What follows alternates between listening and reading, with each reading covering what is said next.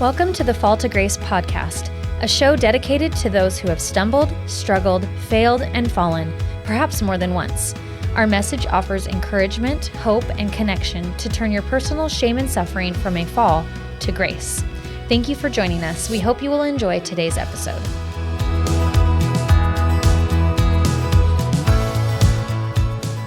All right. Good morning, everyone. I have been checking on my podcast channel on YouTube for the number of views that these podcasts are getting, and it's settling in right around between 40 and 50 people. And I have sort of jokingly, or it's made me chuckle to think that maybe the audience has been 1 or 0, and I've sort of joked about that. But I do want to thank everyone who is watching or listening to this podcast. And I want to not only say thank you, I'm very grateful for your listening and watching and share and possibly sharing or subscribing to the channel. But I want to emphasize that this podcast really is to be shared. I'm hoping that the message that I'm attempting to share about getting your life going in the direction that you need and want it to be going after some difficulty, whatever it might be.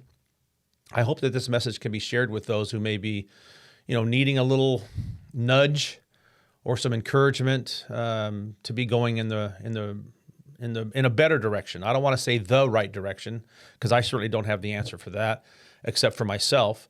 But just to encourage moving in the right direction and going in a better, healthier, happier path or journey. So I'm grateful to those of you who are watching, those 40 to 50 people of you that have been regularly watching the podcast. I'm very grateful for that. But please don't hesitate to share this message. I know that, and because I've experienced it already, that the sharing of my message with others has come at a cost. There's a price to be paid for my going public with this message, sharing it with those who I think might benefit. I've made friendships and sadly lost friendships over my story. In the last 5.5 years or so that I've lived here in Arizona, I've gone out of my way to make new associations and friendships in a variety of ways. And I've made great friends, great people. But when it comes to my story and the sharing of my story and being open and authentic and transparent about it, there's been a price to be paid for it. And I knew going in that there might be, or that there would be. I'm not going to lie to you. Sometimes that price has been very painful, and it's been a loss. I do know loss, and I do understand that, for some, that boundary just can't be crossed or needs to be established, or, for their own comfort or whatever it might be, for fear and doubt, they choose to separate themselves and no longer associate with me. And I knew going in that might be the price that I might pay with some, and it has happened often. But this podcast is not about those people.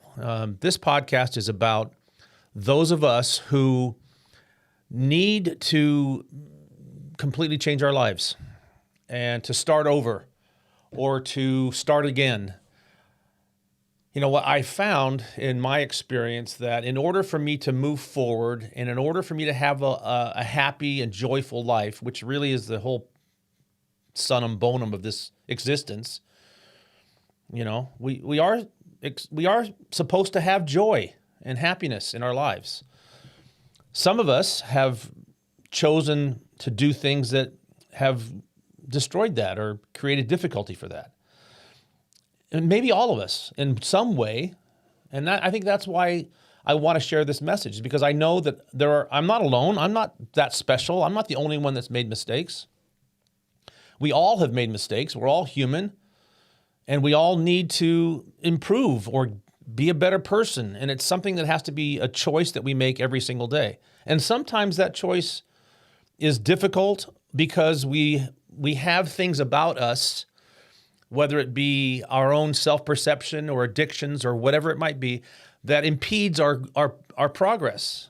And we need to shed ourselves. We need to slough off those qualities or characteristics that we have developed or acquired or grown into, whatever it might be, that are no longer helpful, that are maybe even destructive, if not for yourself, but maybe for others or a relationship that you're in. You have to die in a way, and it's almost like dying, and there's a lot of grief, and there's a lot of loss and sadness for all of that. But like I said in a previous episode, at some point you have to look at yourself in the mirror. You have to face the reality of who you are, and you have to choose the direction, that you're going to go. You have to choose which direction will you face. And that vision may be a little murky at first, and it may be unsure. But from my experience, one thing I've learned over and over and over again is the old me has to die. And sometimes in some ways that death has happened on one moment or one occasion, and then it's been permanent. And in other ways, it's something that you have to kind of put that old man, that natural man, that old self to death. You have to let that person die off. The challenge, however, is to become the person that you want. How do you do that? How do you become someone you've never been before? If you have an addiction, how do you live without it? How do you live without that favorite sin? Or that, years ago, a speaker talked about having, you want to build your palace in heaven, but you want to keep a summer home in Babylon. You can't have it both ways. You have to rid yourself of the man, the woman, the person that you are or that you were, and let the new person live and breathe. It's like bringing to life a new person. But you drag with you some old habits and addictions and tendencies that are very difficult to overcome unless you fill that void with something new, something better, something more purposeful, something more valuable to you. And so today's episode is going to be a little bit about getting out of your comfort zone or zones and becoming a new person. Now, the discussion material or the discussion topics up to this point have been pretty serious, very heavy in some cases. Obviously, for me, very emotional. And I'm progressing through this process myself. I continue to be progressing and moving towards the better me, the happier me, the more joyful me. But there's still plenty of sadness and regret and sorrow and grief and loss that I sort of it's still there. That's not completely out of my system. And I need to move forward all the time. And I've had to get out of my comfort zone on the regular. Every single day, in a way, I have to get up and choose to move forward in the direction that I've chosen to go. And it's not easy. And one of the things that helps me, one of the things that's helped me very much is to have a set pattern for some new things. I'm lazy by nature. I don't. It's easy just to kind of do nothing. But I'm a bit of a neatnik. I'm a bit of a I like tidy. I like clean. My sister says I'm a little OCD about certain things, and I kind of am. But I read years ago a book by a retired Navy admiral. I think the name of the book is titled "Make Your Bed." And if you're a bit of a slob, and if you're a bit of a a hoarder and you just have stuff all over the place, start to get rid of some of that stuff. Get out of that place you've been. Make your bed. Start your day off by doing some things that are going to be adding value immediately to your day. Make your bed. Take a shower, get cleaned up, make your bed, tidy up, and it just remove some of the old chaos you're used to. Move away from the old person. There's so many good ideas. I mean, you can go on, you can Google, how to get out of your comfort zone. And there's a whole bunch of things that are listed there. And I'm going to cover, several that have been working for me. But you have to start each day. And that's kind of the point I'm trying to make. And I apologize if I'm rambling a little. Every single day, you have to choose to do certain things that are going to get you going in a good direction, in the right direction. And I think getting up and making your bed is a good place to start. Don't leave it slovenly. Don't leave your living quarters, whatever it might be, whether it's just a room, which I've been in, or if it's a multi-bedroom, multi-bath house. Do something that's outside of your comfort zone, something you're maybe not used to.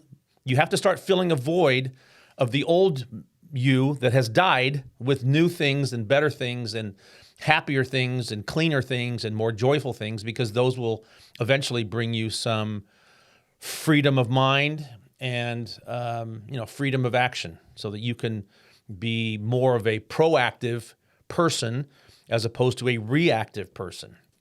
So I'm going to talk about some of the things that I've incorporated into my life that have been really helpful. And again, this is just for me. These are things that I've done, that I've chosen to do, that have been helpful. And I believe some of them might be really helpful for you. And I'm going to leave the best for last, in a sense. I'm like that kid. I remember when I was young, whatever the favorite thing that I had to eat on that plate was, and often it was like bacon or, meat of some sort. Nothing's changed really.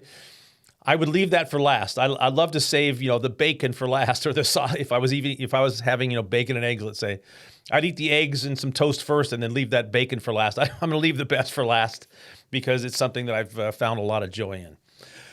But, one of the things that I mentioned just a moment ago is, making new friends. There's a quote that I love that I'm going to share with you, and it comes from Charles Henry Parkhurst, and it's tongue in cheek and it's sort of funny. But one of the good things about making new friends is that you're not alone. In my experience, and in my next episode or two, I'm going to talk about loneliness, because that's a very challenging foe, as I've said before. But don't be alone. Don't choose to be alone all the time. Now, I'm not saying solitude isn't good. Solitude and privacy and peace and quiet are beautiful things. Just don't stay there forever and always. Charles Henry Parkhurst said, "The man who lives by himself and for himself is apt to be corrupted by the company he keeps." And that definitely applies to me. If I was only living by myself and for myself and, all the time, if I didn't get out of my own shadow, I would be corrupted by my own company, because I'm not that great. I'm not that smart. I'm not that interesting.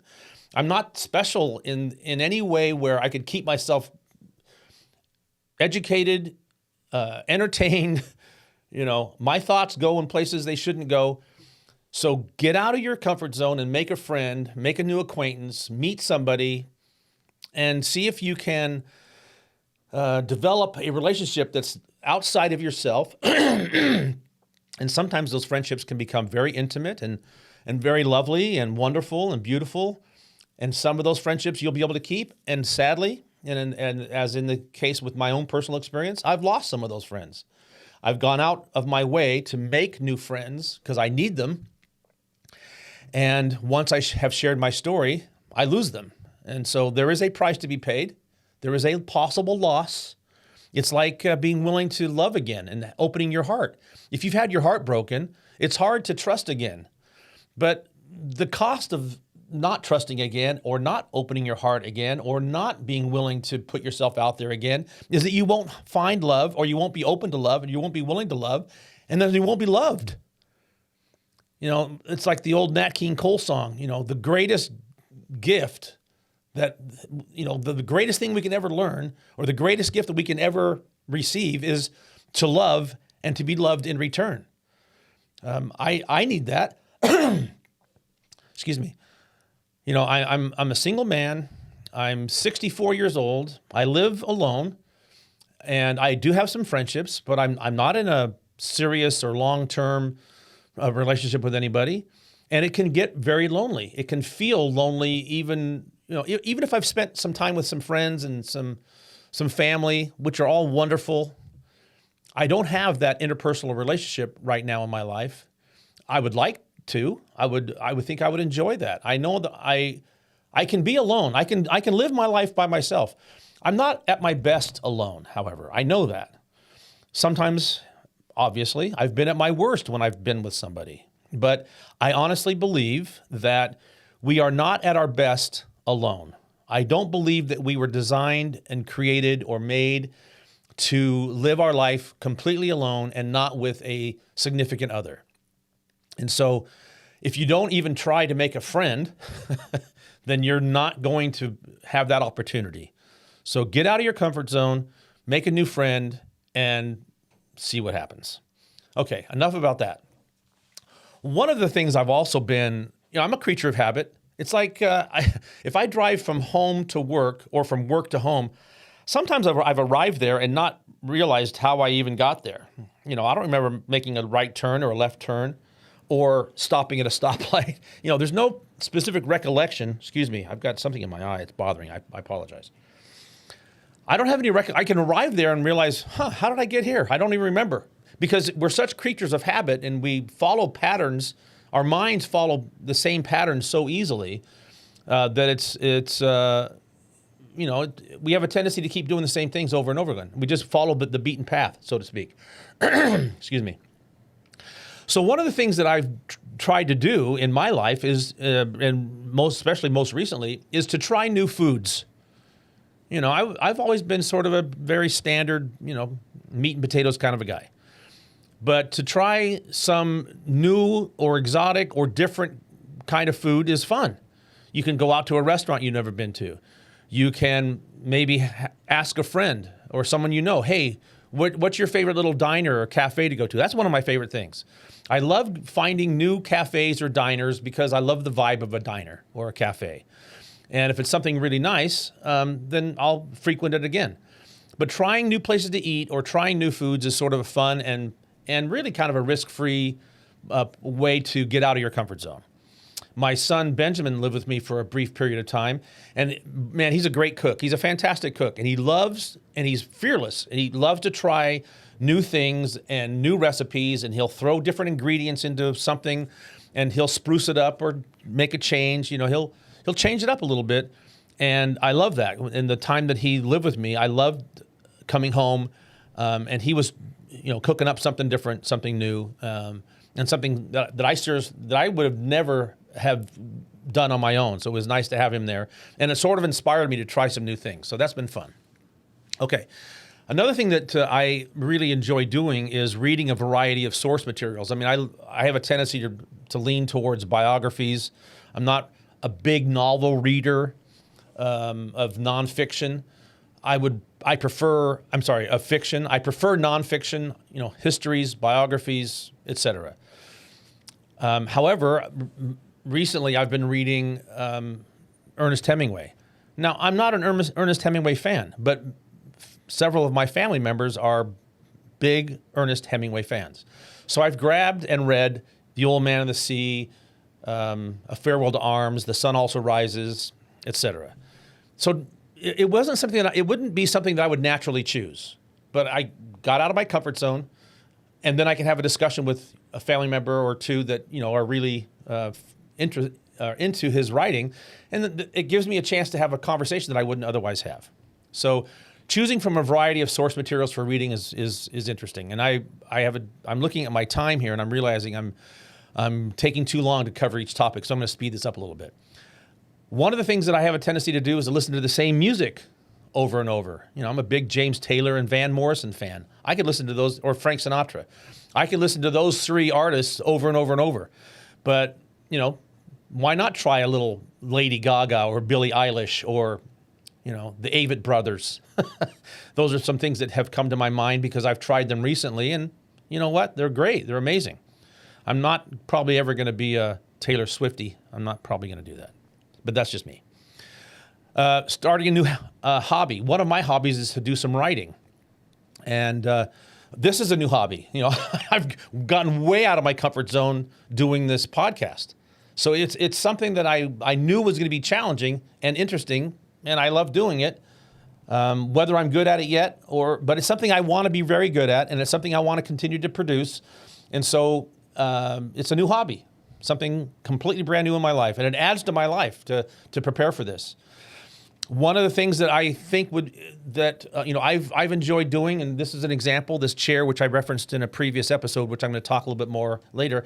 You know, add a little artwork to your home. It doesn't have to be anything big or expensive. It could be something, a local artist. Go to a local, you know, farmer's market. I go to a farmer's market occasionally on Saturday mornings, and I'll wander around, and I might try some of the local fare. Randizzle's food truck. Randy, you might owe me a little something for this shout out, but Randizzle's food truck here in Arizona is one of my favorite things, and I've gotten to know Randy a little bit. And so when I show up, you know, he's happy to see me, and I'm thrilled to see him. But going to a farmer's market and walking around a little bit and seeing what's out there, trying local fare, or going someplace where you could maybe look at some of the artwork that's been completed by local artists to support them. I love supporting local businesses, and it's fun. Go on a road trip. I get in my truck and I'll go someplace, you know, like the Grand Canyon or the Meteor, you know, the Meteor Crater up near Flagstaff. Recently, my son moved to St. Louis, and we took a road trip to St. Louis together, and then I flew home after that. It's great to get out of your natural environs, so to speak, to get out of the place where you have always been. You know, doing a little bit of traveling on my own. I've done that. I'll probably talk about that a little bit more in a later episode. I've done some solo travel. It's not my favorite way to go. It's not my preferred way to go.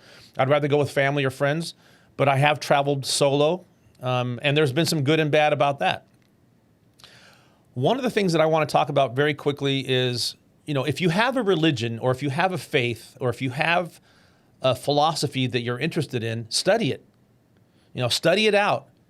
You know, meditate about it, pray about it, discuss it, do a deep dive and do some research on something that might be of interest to you.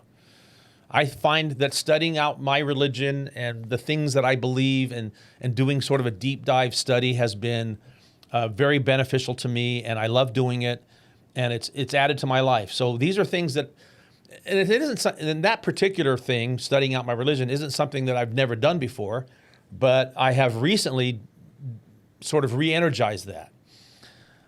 Go on a date. Talk about getting out of your comfort zone. Go on a date and try that. That could be shocking to your system. Has been to mine. Well, there's other things that I could talk about, but the last thing I want to talk about, I told you I'm going to save the best for last. If you haven't tried pickleball, I suggest you go out to a local park where there might be a pickleball court and just watch to see what they're doing. And introduce yourself, make a friend, and then pick up the game. Now, I spent a lot of years playing golf. Golf is a very, very hard game to learn, and it's an even more difficult game to master. It's a challenge to play golf. It's hard, and it's expensive, and it's time-consuming. It's a lot of things that I no longer have at my disposal. I don't have the income. I don't have the financial resources to go play golf like I used to, not even close. And I don't have that. I don't want to commit that much time to doing that thing that I used to be absolutely obsessed with. I don't regret the time. I don't want to say that, but pickleball is the contrary game to golf. Pickleball is a game that's easy to learn. It's just hard to master, but it's easy to learn it. There's lots of players out there.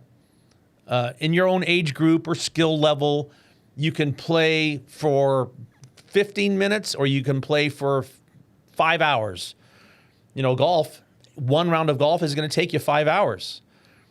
Pickleball, you can go to the park for an hour, get in a few games, get a little exercise, better exercise than golf, make some friends. It's a social community, and it's something that I've really enjoyed doing. Now, it isn't perfect. I've played in tournaments and had lousy results. I'm not the athlete I think I am, and I'm certainly not the athlete I'd like to be. But as I say, as I get older, the older I get, the better I was. I remember being a great athlete at some point in my life, but I think that's just in my own imagination and in my own memory. But the older I get, the better I was. But in reality, the older I get, the worse I get. My knees hurt, my ankles hurt, my hips hurt. I got bashed in the finger and tore off a fingernail the other day. But look, it's a great place to make friends. It's a great place to be outside. It's a great way to, a lot of my family play, so we have that in common. There's just so many positives. So try pickleball. And I know I'm just sort of singing to the choir for most people that are watching this podcast. But, let's play sometime. You can reach me. You can obviously respond to this podcast by just hitting a response or a comment, a thumbs up, or write a note. You can also contact me through my email if you're so inclined. If you want to write something a little bit lengthier, there's an email address for this podcast. It's falltogracepodcast@gmail.com. I'm not a big social media. I really don't know what I'm doing on social media, and I'm only on Instagram, but there is a Fall to Grace podcast on Instagram. So it's at Fall to Grace podcast. If you only put in Fall to Grace on YouTube or whatever, you're not going to find it. It's Fall to Grace podcast. You have to include the word podcast along with that. So if you'd like to make a comment, please do so. If you'd like to share and subscribe, do all that. If you want to write me an email, you can write, again, the email address is falltogracepodcast@gmail.com, or you can post a comment or a message on my Instagram page, which is at Fall to Grace Podcast. Okay, I've covered a lot of ground and I've taken a lot of time. I appreciate those of you that are here sharing and listening with me. Please share with anyone you think might benefit from this message. Thank you for joining me here at Fall to Grace Podcast, and I will see you next time.